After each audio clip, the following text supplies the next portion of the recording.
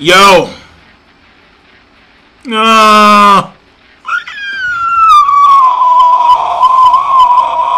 It's gone.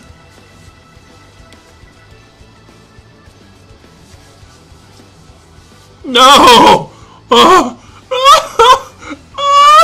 It's gone. My afro. Afro. Afro. Afro. I feel naked. I feel naked, man. Like a sheep without wool. Like a wolf without fur. How can a wolf hunt without fur? I have nothing. No. Fuck. Ugh. It's a sad day, man. It's a real sad fucking day. Well, unless you're a German soccer fan. If you're a German soccer fan, then you're on cloud 18,000. Oh yeah, this day can't get any better. But for me, it's a sad day. It's a real sad day. So, you guys don't care about my life, obviously. Get used to the look, I suppose. It's staying for a while. If you want to know the specifics on why I had to get rid of my afro, then I'll talk about it later, another day.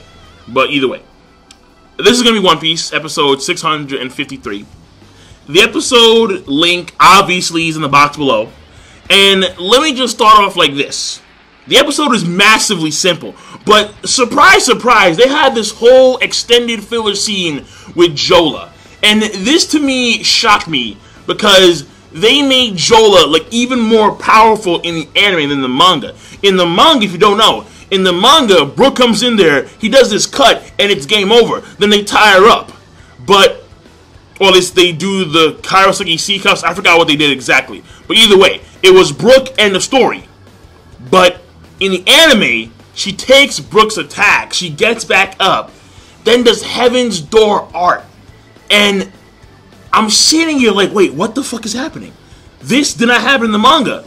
And I wanted to go back and check, but I didn't because I knew. I'm like, wait, no, I know this shit didn't happen in the manga. Heaven's Door art. And Jola makes like an art world, like a small art dimension, art pocket. Yeah, she makes like a small art pocket dimension. What the fuck? I'm like, wait a second, hold on. Whoa, they made Jola mad OP. I mean, granted, alright? Not OP in the sense that they couldn't beat her. They had the Gao cannon, and it was able to blast away the pocket dimension of art. But it was still just immensely impressive to me. Where I'm like, dog, like, Violet couldn't find her.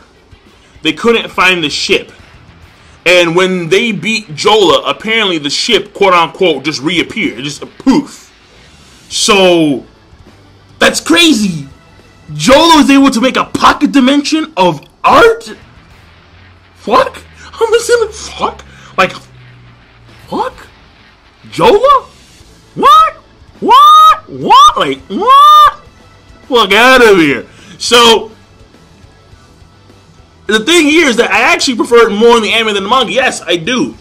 I prefer it more in the anime than the manga, because in the manga, to me, it was a little bit too quick. It was like, okay, fine, so Jola cut in the story. And even though it's not a part that I really care about that much in the entirety of the arc, the thing here is that Jola, she is one of Flamingo's staff.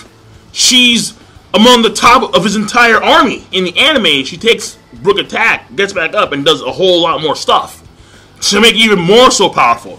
It's the culmination of attacks from Brook, from the Gao cannon, from, or I think it's called the Gao cannon, whatever it's called, the Sunny Mouth cannon, the lightning attacks from Nami, Momonosuke, and so on and so forth. It's the culmination of attacks that she takes in order for her to go down.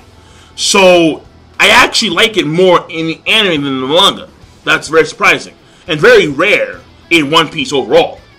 And when it comes to that part, even though it's mainly filler and the animation is decent at best, honestly, that part I think is pretty good. I do. I know, filler and decent animation, and I still think it's good. And when it comes to the beginning part, the main thing here pretty much is, well, according to Flamingo, 800 years ago, there were 20 families who joined together to make the world government.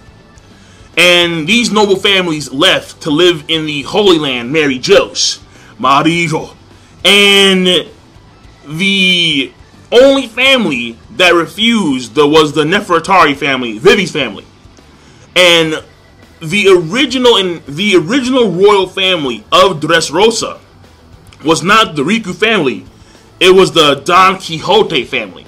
So, confirmed, Flamingo is a Tenryubito. Confirmed.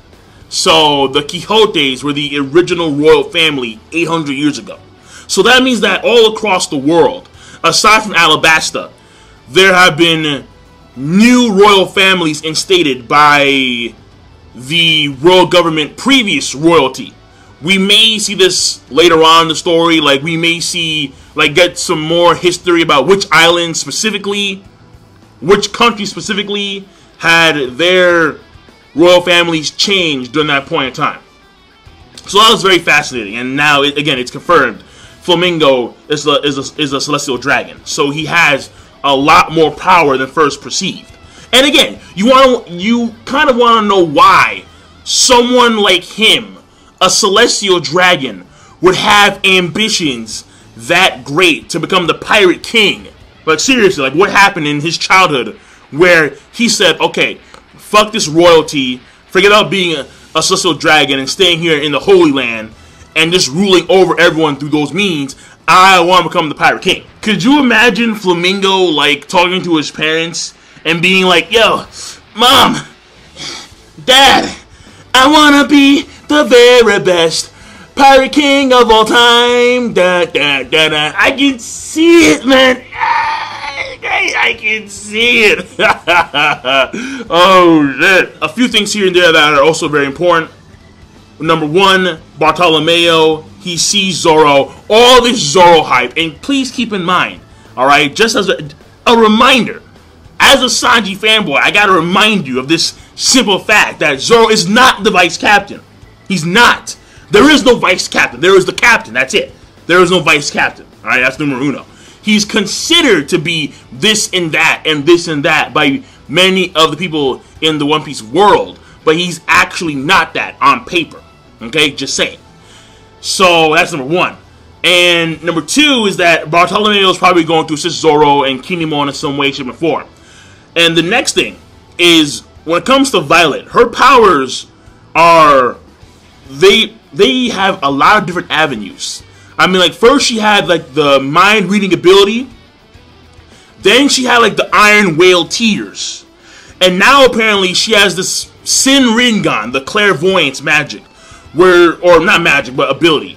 Where she, well, hold on, let me rewind that. She can see, there we go, anything within a 4,000 kilometer diameter. That's like the entirety of the United States. Easy. She can see anything within that diameter. Fuck is that? Like that's pretty crazy. So the thing here is that when you go over to what was said by Gladius, one of Pika's army's executives, pretty much deducing that, given her ability, Violet should have seen the Straw Hats since yesterday. So, what's going on there? So that being said, overall, what I will say, and I don't know how far it is from Punk Hazard to Dressrosa, but maybe she could have seen Punk Hazard as well. It's not confirmed or it's not mentioned, but it is a possibility, depending on how far it is from her range. Punk Hazard. It could be within her range or outside of the range. Though I think it'd probably be a little bit crazy if it was outside the range, given the fact that her diameter is 4,000 kilometers. So Oda doesn't really establish his world building as strong as other shonen mangaka like Togashi or Mitsutoshi. But regardless, fact of the matter is that she has a very nice power. So overall, that being said, the animation again is okay, relatively speaking. The pacing is slow, but it's, again, not that bad. When it comes to story progression, the main thing here is this. Number one, Flamingo is confirmed to be a Tenryubito. That is fact. That's what he is. And number two is the end of this Jola situation on the ship, and how they actually had extended filler fight scenes, and probably because of the fact that the manga has been on several breaks over the course of the summer thus far. Several breaks.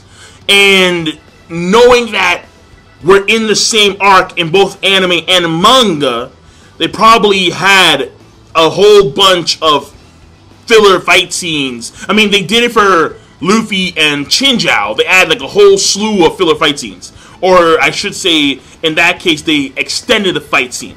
Where in this case, it was just filler fight scenes, where it didn't even like remotely happen, but they threw it in there regardless. And the thing here is that it's pretty good in my personal opinion. So, I'll take that. And overall, the rating, I think, is going to be good. I think it was a good episode of One Piece. So overall, King Lightning, rate the video, comment, subscribe, and I will see you guys later. Have a nice day. And get used to it. Get used to it.